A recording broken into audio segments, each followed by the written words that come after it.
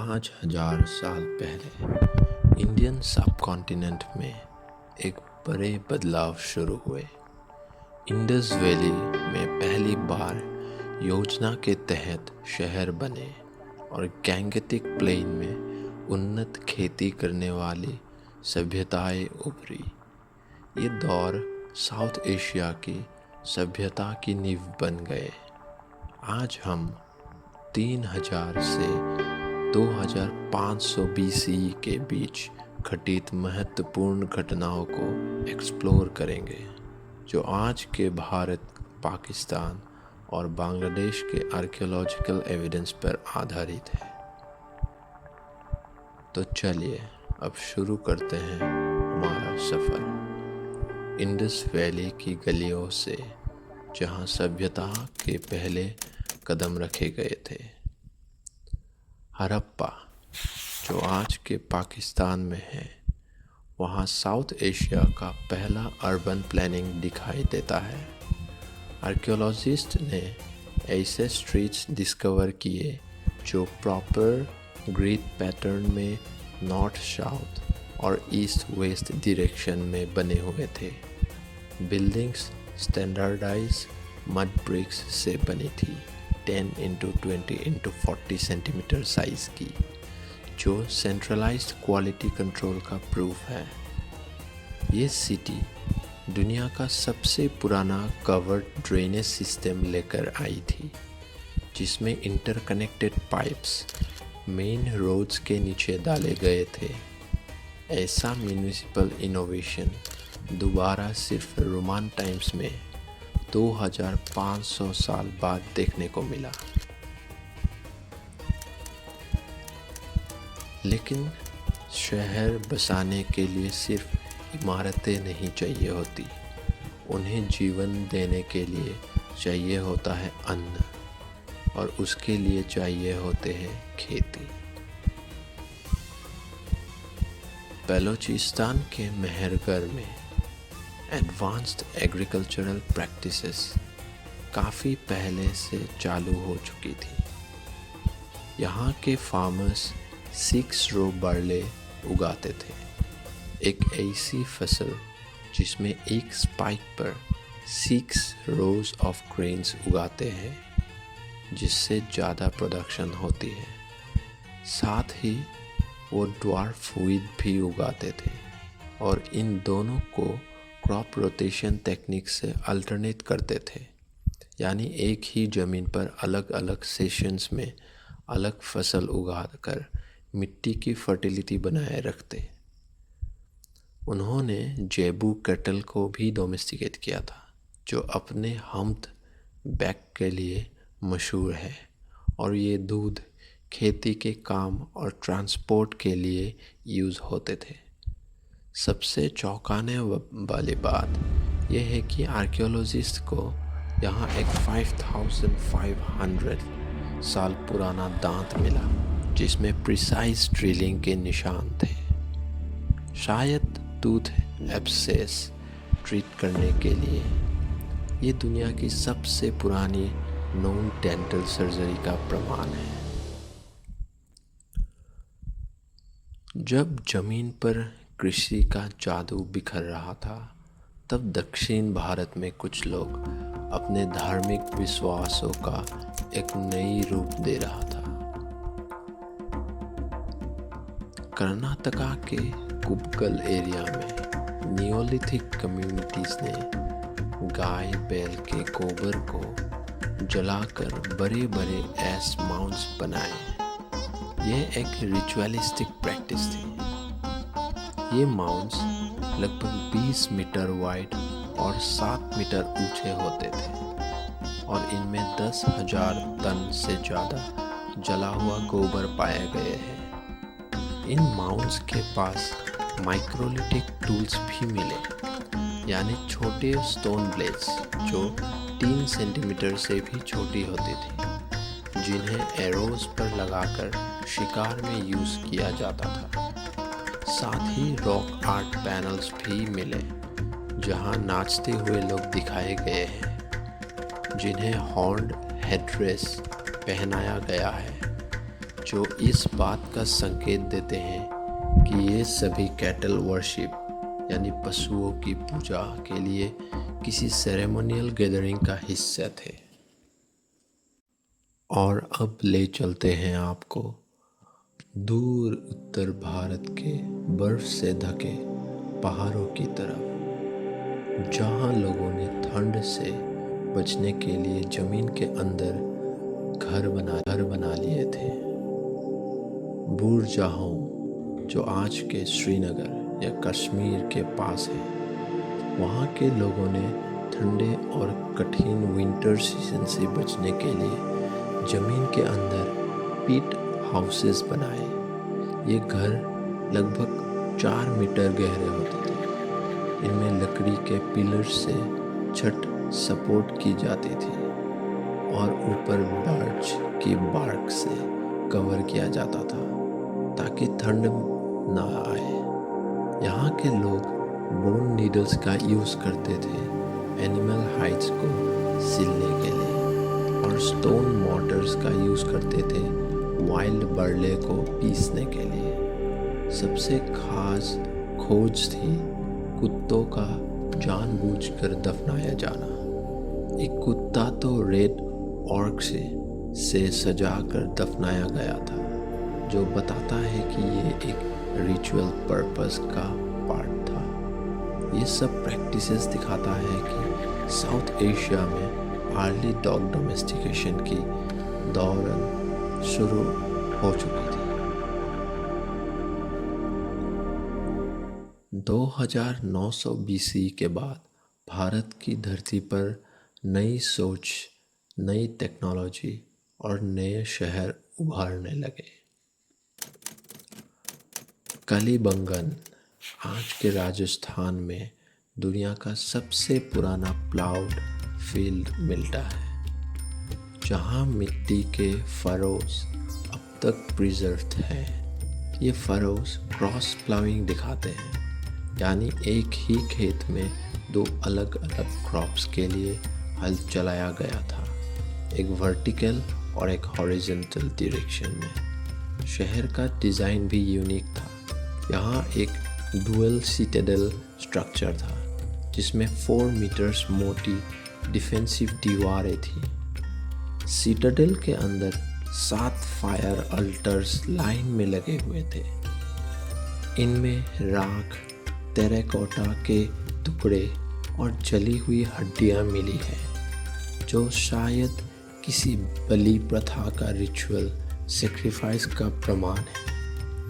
Lower town की गलियां भी एकदम स्ट्रेट और ग्रिड पैटर्न में बनी थी, जो इंडस वैली की प्लान्ड अर्बन लेआउट ट्रेडिशन को आगे बढ़ाता था। कलिबंगन ने दिखाया कि शहरों में प्लानिंग हो सकती है, लेकिन एक और बदलाव आ रहा था लोगों की जीने और मरने की तरीकों में। हड़प्पा के सिमेट्री R37 में एक बड़ा कल्चरल शिफ्ट दिखाई देता है। 2800 BC से पहले लोगों को लकड़ी के कॉफिन्स में सीधे लेटे हुए दफनाया जाता था।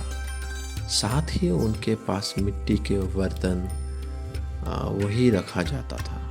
लेकिन 2800 BC के बाद क्रीमेशन ज़्यादा कॉमन हो गया। लोगों की राख को ज्योमेट्रिक डिज़ाइंस से सजाए गए आर्न्स में रखा जाने लगा। यह बदलाव शायद बदलते धार्मिक विचारों का संकेत था, जिसमें फायर को प्यूरिफिकेशन यानी शुद्धिकरण का माध्यम माना जाने लगा, एक तरह से प्रोटो हिंदू कंसेप्ट। ऑस्टियोलॉजिकल स्टडीज़ बताती है कि इन लोगों में डेंटल कैरीज, दांतों की समस्या और जॉइंट आर्थराइटिस भी पाए गए, जो बताता है कि उनका जीवन काफ़ी लेबर इंटेंसिव था। जब लोगों ने धार्मिक विचार बदल रहे थे, तब कुछ दूर गुजरात के एक रेगिस्तान में एक अलग ही इंजीनियरिंग चल रही थी। धोलावीरा ने पुराने युग का सबसे advanced water conservation system design किया था। यहाँ के इंजीनियर्स ने लोकल स्टोन से बने 16 रिजर्वायर्स बनाए जो लगभग 3 लाख क्यूबिक मीटर्स पानी स्टोर कर सकते थे।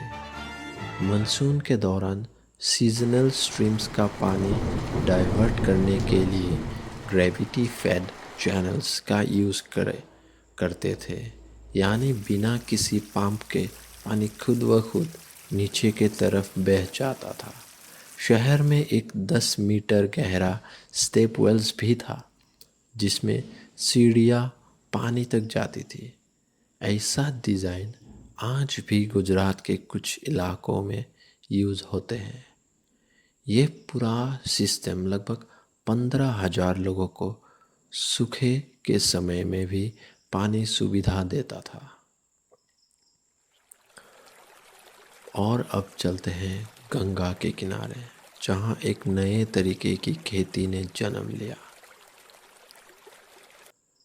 आज के प्रयागराज के पास झूसी में गंगेटिक प्लेन में फार्मर्स ने पहली बार वेट राइस कल्टीवेशन की शुरुआत की। उन्होंने अपनी फसल को बाढ़ से बचाने के लिए लकड़ी के स्टील्स पर एलिवेटेड ग्रेनरीज बनाए, यानी अनाज स्टोर करने के लिए ऊंचे गुदाम। एक्सकावेशन में डोमेस्टिकेटेड कैटल की हड्डियाँ और राइस के दाने मिले जिनमें आर्टिफिशियल सिलेक्शन के ट्रेट्स दिखते हैं, यानी बेहतर क्वालिटी के लिए चुनिंदा बीजों का इस्तेमाल। टूल्स में बोन्स से बने हार्पून्स मिलते हैं फिशिंग के लिए, और स्टोन हूज मिलते हैं खेती की ज़मीन तैयार करने के लिए। ये सब दिखाता है कि नियोलिथिक गंगा वैली की ट्रेडिशन यहाँ से शुरू हुई थी, जो आगे चल के बड़े अर्बन सेंटर्स का रूप ले पाई। भारत का हर कोना अपने विकास कर रहा था। अब नज़र डालते हैं फार ईस्ट आसाम की तरफ, जहाँ लोहा पहली बार तपाया जा रहा था। दाऊजाली हेडिंग आसाम ने मेटलर्जी में एक बड़ी क्रांति लाई थी। यहाँ लोहा बनाया जा रहा था। आयरन एज आने से कई सदियाँ पहले ट्राइबल स्मेल्टर्स बैम्बू फर्नेसेस का यूज़ करते थे, जो 1200 तक गर्म हो जाते थे, और उनमें लोकल हेमेटाइट ओर को मेल्ट करके आयरन बनाया जाता था। इन फर्नेसेस से बने एक्सेस में 98% प्योर आयरन पाए गए, जो उस समय के ब्रॉन्ज टूल से काफ़ी ज़्यादा स्ट्रॉन्ग था। इस साइट पर बर्मा, जो 600 किलोमीटर दूर थे, वहाँ से आई हुई जदीद टूल्स भी मिली, जो ये दिखाता है कि अब भी long distance trade network active था। राइस कल्टीवेशन का भी एविडेंस मिला है, जैसे कार्बोनाइज्ड ग्रेन्स और पोटरी पर हस्क के निशान। और अब आता है वो समय जब भारत की सभ्यता अपने सुनहरे युग में प्रवेश करती है, द गोल्डन एज। 2600 BC, जब हड़प्पन सभ्यता अपने शिखर पर थी और देश के अलग अलग कोने में अपने अपने में चमत्कार बन चुके थे, मोहनजोदारो अपने शिखर पर एक 250 हेक्टेयर का मेगा शहर बन चुका था। यहाँ का great bath 12 metre by 7 metre का था, जिसमें ब्रिक्स को बिटुमेन से परफेक्टली सील किया गया था ताकि पानी लीक ना हो। घर मल्टी स्टोरी था, जिनमें अंदर से बाहर कोर्टयार्ड और ब्रिक्स की बनी सीढ़ियाँ होती थी। सिटी का ड्रेनेज सिस्टम इतना एडवांस था कि उसमें मैनहोल कवर्स भी थे ताकि मेंटेनेंस आसानी से हो सके। ट्रेड सिस्टम भी हाईली ऑर्गेनाइज था। यहाँ स्टैंडर्डाइज्ड वेट्स यूज़ होते थे, जो बाइनरी सिस्टम फॉलो करते थे। 0.87 ग्राम से स्टार्ट होके 13.64 केजी तक। ये दिखाता है कि उनका मेजरमेंट सिस्टम कितना एडवांस था। जहाँ शहरों में सफाई और प्लानिंग थी, वहाँ जंगलों में दीवारों पर काला भी जिंदा थी। भीमबेटका के रॉक शेल्टर्स में 700 से ज़्यादा पेंटिंग्स मिली हैं, जो हमारी कल्चरल इवोल्यूशन को दिखाती है। सबसे डिटेल्ड पैनल्स में कम्युनल टाइगर हंट्स दिखाए गए हैं। लोगों के हाथ में स्पेयर्स और बाउस होते थे। इन पेंटिंग्स का एनालिसिस बताता है कि 3 तरह का पिगमेंट यूज़ किए गए थे, रेड हेमेटाइट से, वाइट लाइमस्टोन से और ग्रीन कैल्केडोनी से, जिससे एनिमल फट के साथ मिक्स किए गए थे। कुछ सीन्स में चैरियट प्रोसेशन भी दिखाते हैं, जो नॉर्दर्न कल्चर्स के कॉन्टेक्ट का संकेत देते हैं। ये पेंटिंग्स लगभग 10,000 सालों में बनी, लेकिन 2000 BC के लेयर में नए थीम्स दिखते हैं, जैसे ग्रुप डांस और कैटल डोमेस्टिकेशन। और आगे चलते हैं बिहार की तरफ, एक और कृषि के केंद्र की तरफ। चिरांड एक एग्रीकल्चरल हब बन गया था, जहां राइस कल्टीवेशन काफ़ी एडवांस्ड स्टेज पर पहुंच चुकी थी। आर्कियोलॉजिस्ट ने यहां 50 किलो से ज़्यादा कार्बोनाइज्ड राइस ग्रेन्स रिकवर किए, जिसमें सिलेक्टिव ब्रीडिंग के ट्रेट्स मिले, यानी बेहतर फसल के लिए चुनिंदा बीज का यूज़। इस सेटलमेंट में रेड स्लिप्ड पॉटरी बनी जाती थी, जो काफ़ी यूनिक थी, और कॉपर टूल्स भी मिलते हैं, जैसे फिश बुक्स और चीजल्स। बरियल प्रैक्टिसेस भी इंटरेस्टिंग थी। लोगों के शरीर के सीधा लेटाकर स्टोन लाइंड पिट्स में दफनाया जाता था, और साथ में कॉपर का बैंगल्स और कर्नेलियन बीड्स रखे जाते थे। ये सब दिखाता है कि गंगा के इस रीजन में सोशल स्ट्रेटिफिकेशन यानी सामाजिक भेदभाव या स्टेटस डिफरेंस शुरू हो चुका था। अब बात करते हैं दक्षिण भारत के समुद्री योद्धाओं की, जो डीप सी में मछली पकड़ते थे और लोहा बना रहे थे। शिवाकलाई तमिलनाडु में एडवांस्ड मेरीटाइम एडाप्टेशन का प्रमाण मिलता है। एक्सकावेशन में टेराकोटा की बनी बोट मॉडल्स मिले हैं, जिनमें आउटरिगर्स लगे हुए थे, जो आज के मॉडर्न कैटामैरन के प्रोटोटाइप जैसे दिखते हैं।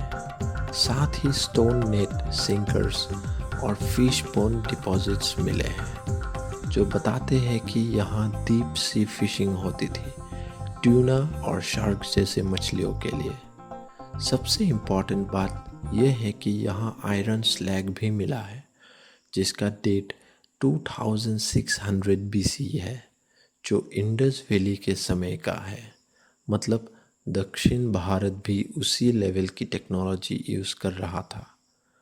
ब्लैक एंड रेड पॉटरी का स्टाइल भी मिला है, जो पेनिनसुलर इंडिया के अलग अलग कल्चर्स के बीच कल्चरल कनेक्शंस दिखाते हैं।